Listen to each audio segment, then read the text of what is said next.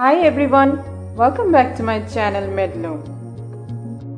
গাঁটে গাঁটে যন্ত্রণা আর ফোলা ভাব, সকালে উঠে এক অস্বস্তিকর আড়ষ্টতা থাকে হাতে পায়ে, কাজই করা যায় না।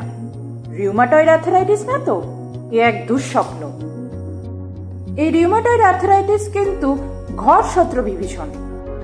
আপনার নিজস্ব ইমিউন সিস্টেমের খামখেয়ালিপনার জন্যই আপনার জয়েন্টে প্রদাহের সৃষ্টি হয়, হাড়ের অবক্ষয় ঘটে, তরুণাস্থিরও অবক্ষয় ঘটে এবং দুটি হাড়ের মাঝখানের স্থানটিও ক্ষুদ্র হয়ে যায়।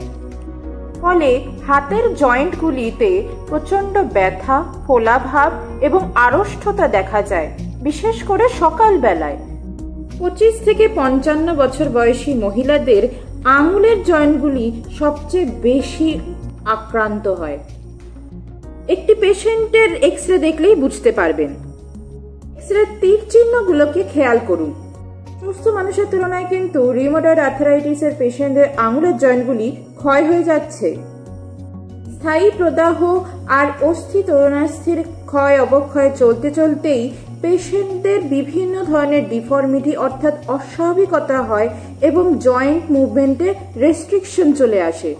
তাই রিউমাটয়েড আর্থ্রাইটিসের পেশেন্টদের চিকিৎসার জন্য non steroidal anti inflammatory drugs, disease modifying anti rheumatic drugs, corticosteroid এবং বিভিন্ন বায়োলজিক্যাল থেরাপি দিয়ে তাদের চিকিৎসা করা হয়।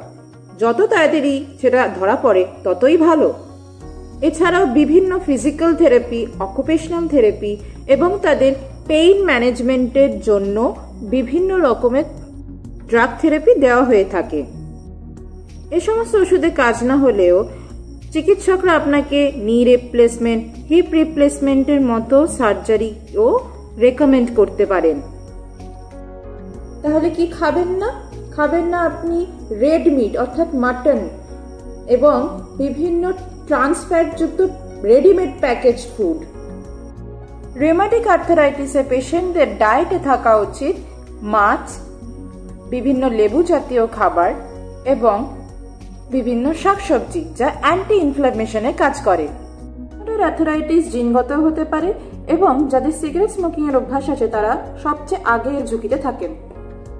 রিউমাটয়েড আর্থ্রাইটিস শুধু জয়েন্টকেই নয়, আপনার অন্যান্য অর্গান সিস্টেমকেও ক্ষতি করে। তাই ফাইট করুন সময় থাকতেই। ভিডিওটি হেল্পফুল মনে হলে নিজের আপনজনদের সাথে শেয়ার করুন, ভিডিওটিকে লাইক করুন এবং সাবস্ক্রাইব করুন এরকম আরও নতুন ভিডিও পাওয়ার জন্য।